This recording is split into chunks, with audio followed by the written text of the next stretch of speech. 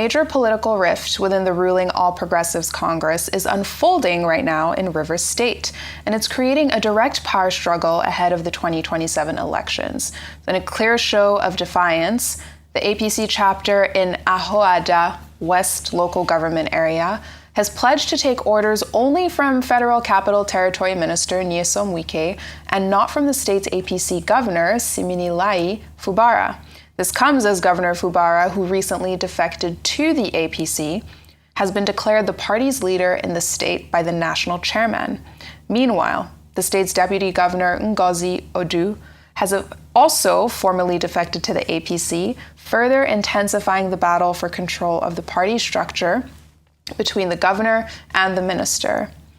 For an expert perspective to the power tussle going on in Rivers State of the APC over who is the party's state leader between Governor Fubara and Minister Wike, we have a senior advocate of Nigeria and constitutional lawyer, Oba Maduabuchi, joining us now from Abuja. Thank you for joining us. It's always a pleasure, and Happy New Year to all.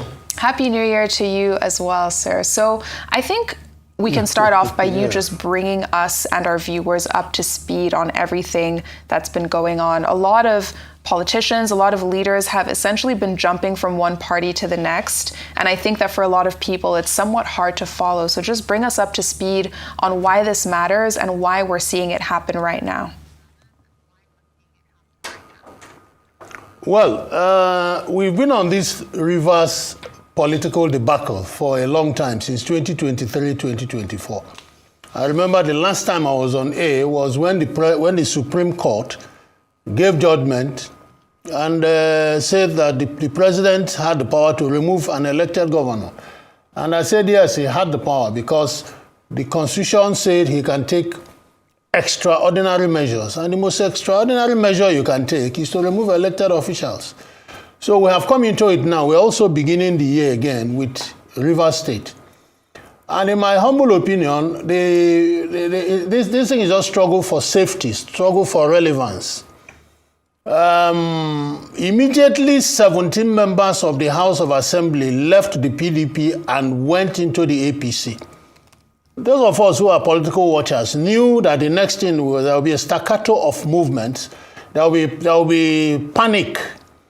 And the first person that panicked or that took advantage of that thing was the governor, who now moved into the APC.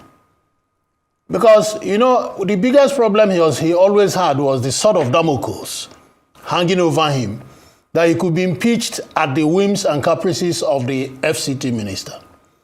So if 17 people have left the Rivers State House of Assembly and moved into the APC, and the governor moves into the APC, and now even the deputy governor moves into the APC, I do not see how the president can be looking at the APC members and they talk about impeaching the governor. So that is what has stirred the bee's hornet where Wike is concerned, because he has now lost that principal, the principal power he had over Fubara, which was impeachment. If he can no longer impeach him, if you can no longer threaten him with impeachment, it means that he is sliding into irrelevance, like he himself considered last week. So why all these things are happening is people are now struggling for relevance. People are struggling for political survival. If 17 people want to contest elections under APC, they must of necessity be loyal to the president. And if they are loyal to the president, it is impossible, near impossible, for them to be looking the president in the face and say, we want to impeach an APC governor. So that is why we are having this staccato of movements in Rivers State now. All right. Thank you for enlightening us on that. For those that might not have the premise of how things have unfolded, knowing that this has been going on since 2023, right? Like you rightly pointed out, and you're saying that it's more or less a tussle for relevance. Now that it looks like Fubara controls state machinery as governor to an extent, but some also perceive that Wike controls party machinery and structures. Which of these matter most for effective leadership at the end of the day from your perspective? No, you see, when you say Fubara controls party machinery, that is respect to the APC. Mm-hmm. He does not control all the party machinery in Rivers State because Wike still has all the local government chairmen. And you know they are they are the local government secretaries that they do the rigging. So he still has a lot of political clout in Rivers State. But the main problem Wike has outside the defection of Fubara is that he's partyless. Which one is his party? He's not in APC. He cannot claim to be in PDP. So where does he even begin to field candidates, begin to become a threat and all that and all that? It would have been better for him later to join the APC and field candidates under the APC. But now that Wike has gone in there and he's been given 001, which is now a new normal in Nigerian political parlance, I think somebody the other day, one governor, that's Mutfuang, decamped again, and he was given 001 in Plateau State. So, and the party has made it clear that as far as they are concerned, governors lead their parties in any states where they have a governor.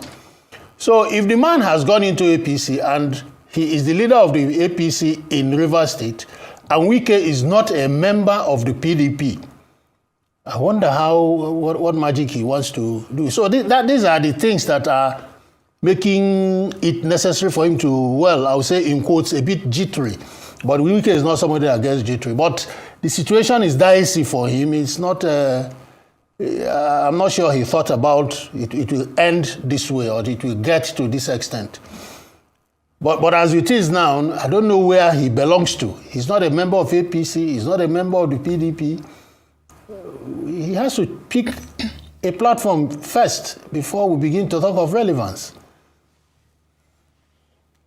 Mm-hmm. And in terms of how you see all of this playing out in the public sphere, because all of these things are happening in the open, how does this play for voters? I mean, at the end of the day, and we were speaking about this on the morning show this morning, it seems as though ideology is never necessarily part of the conversation. The ideology behind these parties as to why certain leaders are going into specific camps, doesn't this matter at the end of the day at all? Or have we just completely forgotten about the importance of a party's ideology? There's nothing like ideology in Nigerian politics. I don't know why we deceive ourselves.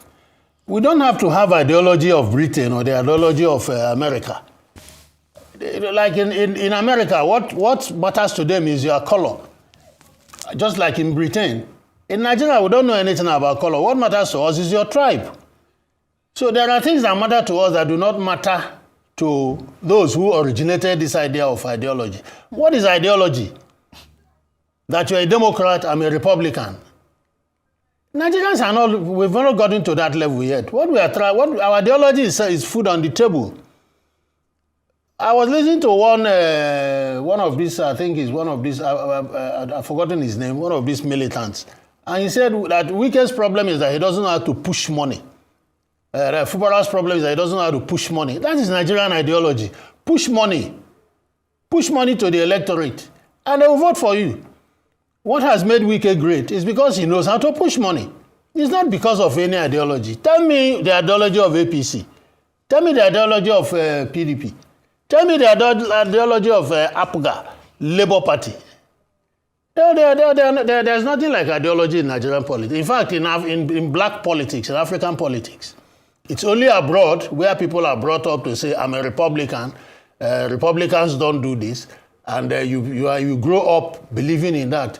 In Nigeria, you grow up as an Igbo man, as I am, and I believe that the Igbos should have this. The Igbos behave like this. There are things I will say now, and they say I'm not speaking like an Igbo man.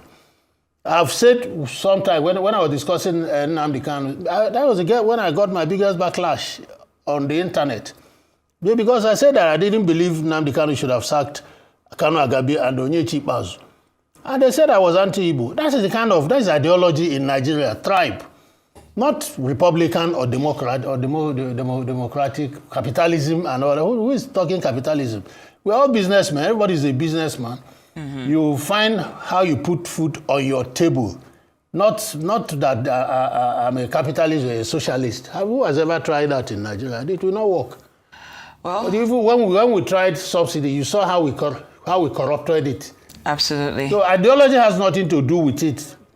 It has nothing. Well, it is when you pick when they pick a candidate in Rivers State, it will become Upland Riverine.